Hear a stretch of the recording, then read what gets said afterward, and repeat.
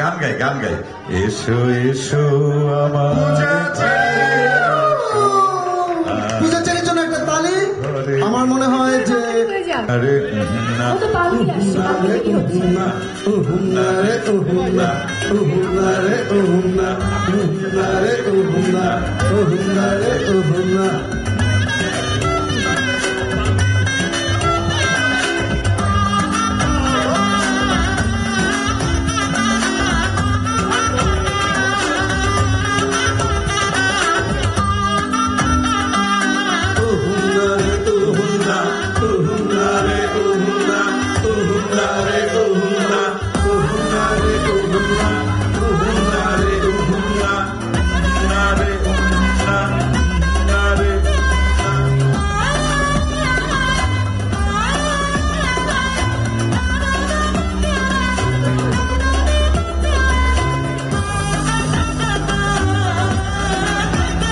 তোমরা শুটিং এর মধ্যে আমরা বহু ঝামেলা পার করছি ভাই, আর না তোমাদের জেলিংটা হবে না, শুটিং এর মধ্যে যে জেলিংটা লাগে আমাদের দায়িত্ব অন স্ক্রিন পর্যন্তই, ঠিক আছে?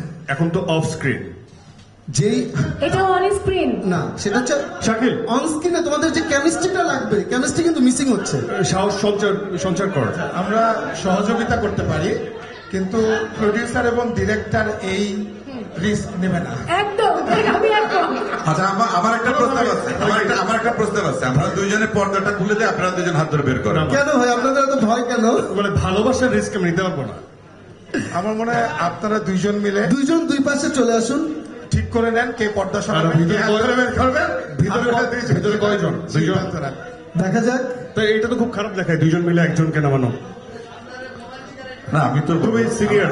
আমি তোর বড় ভাই, তোকে এই দায়িত্বটা দিলাম, তুই ছোট ভাই হিসাবে তুই যা। অভয় দিচ্ছ? হ্যাঁ অভয় শুরু করি নাকি? যাও নায়িকাকে নামাই। আমি পর্দাটা সরিয়ে দিই, তুমি তাকে চেহারাটা দেখো। আমার ধারণা ভিতরে অনেক গরম, তাড়াতাড়ি করুন।